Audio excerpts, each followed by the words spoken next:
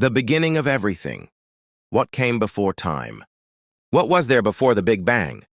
This is a question that continues to challenge scientists to this day. To understand it, we need to forget everything we know about time and space. Before the Big Bang, there was no space, no time, no matter, no light.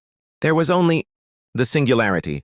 The singularity was an infinitely dense and hot region, where the laws of physics as we know them simply don't apply. All the matter and energy of the universe were compressed into that point. But what caused this singularity? We still don't know. Some theories suggest that our universe may have arisen from the collapse of a previous universe. Others suggest it was born from quantum fluctuations in a larger reality. But one thing is certain. Something caused this singularity to start expanding. And then, the Big Bang happened! But wait, the Big Bang was not an explosion in space. Because space didn't even exist yet.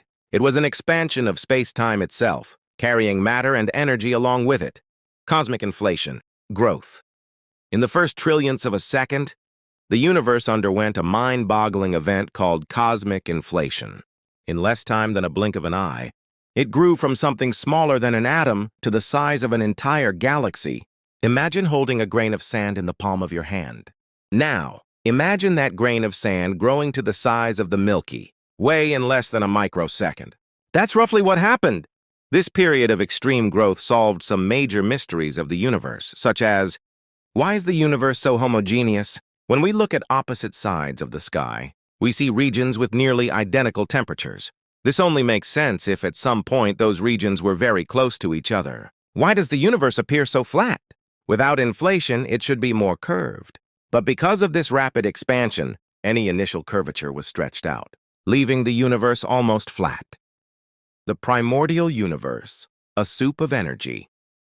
After cosmic inflation, the universe was still incredibly hot and dense, something on the order of trillions of degrees Celsius. The matter we know, like atoms, did not yet exist. Instead, the universe was a soup of pure energy, where particles constantly appeared and disappeared due to quantum effects. At this stage, the four fundamental forces of nature were still unified. But as the universe cooled, these forces began to separate. First came gravity, followed by the strong nuclear force, then the electroweak force, which split into electromagnetism and the weak nuclear force. This separation of the fundamental forces shaped the rules of the game for everything that followed. Gradually, the universe cooled, allowing the first fundamental particles to form. First came the quarks, which quickly combined to form the first protons and neutrons. But for now, there were still no atoms or visible light, only an ocean of charged particles and radiation. This was just the beginning of our universe's journey. Within minutes, the first atomic nuclei would begin to form, and in hundreds of thousands of years, light would finally be freed, allowing the cosmos to begin taking the shape we recognize today. And if you want to continue exploring this incredible mystery with us, make sure to subscribe to the channel and hit the notification bell. We still have a lot to discover about the birth of the cosmos. A quantum soup. The universe is born in chaos. After the initial expansion of the Big Bang, the universe was incredibly hot and dense. Imagine a boiling cauldron, but on a cosmic scale. This was the so-called quantum soup, a primordial state where matter did not yet exist in the form we know. Instead, there was just a chaotic mix of pure energy and exotic subatomic particles appearing and disappearing in fractions of a second. The first fundamental particles. The extreme energy of the primordial universe gave rise to particles and antiparticles in an incessant cycle. When a particle and its antiparticle met, they annihilated each other into pure energy. This cycle of creation and destruction continued endlessly. Among these particles, some managed to survive longer.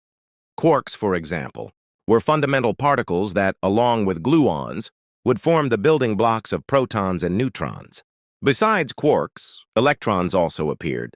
Light, negatively charged particles that would later form atoms. And there was something crucial, a slight imbalance in the annihilation between matter and antimatter. Somehow, the universe created a little more matter than antimatter, which allowed something to exist rather than everything being reduced to pure radiation. The separation of the fundamental forces. In the beginning, all the forces of nature were unified into a single energy field. But as the universe cooled, these forces began to separate. It was as if a single cosmic force fractured into different rules that would govern physics forever. The first to separate were gravity and the strong nuclear force. Gravity began to shape space-time, and the strong force started to hold quarks together inside protons and neutrons. Then came the separation of the electroweak force, which would later split into electromagnetism and the weak nuclear force. These four fundamental forces, gravity, strong nuclear force, electromagnetism, and weak nuclear force, are responsible for everything that happens in the universe to this day. The formation of protons and neutrons. About 10 seconds after the Big Bang, that is, 1/1,000,000th of a second after the beginning, the universe cooled enough for quarks to finally combine, forming larger and more stable particles, protons and neutrons. Protons are positively charged, while neutrons have no electric charge. Together, these two types of particles would become the heart of future atoms. But there was still a problem.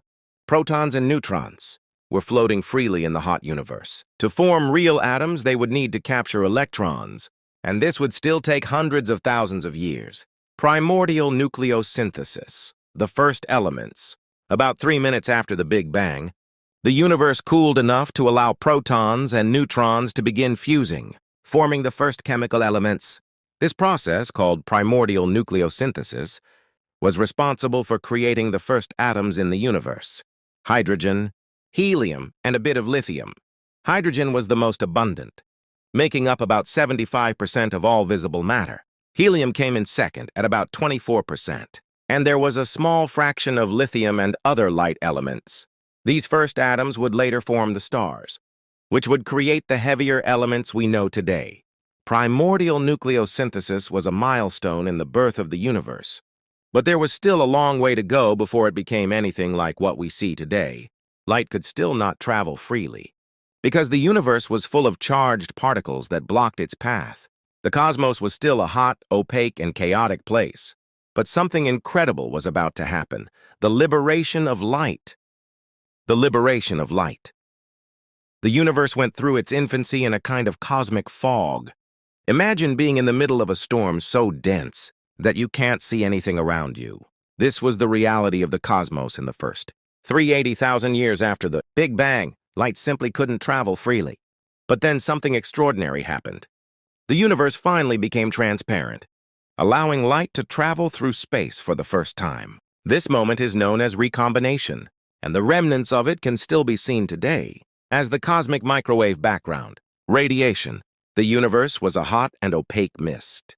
In the first 380,000 years, the universe was extremely hot, with temperatures above 3,000 Kelvin, similar to the surface of the sun. In this environment, atoms still couldn't exist in the way we know them today. Protons and neutrons had already combined to form the nuclei of hydrogen and helium.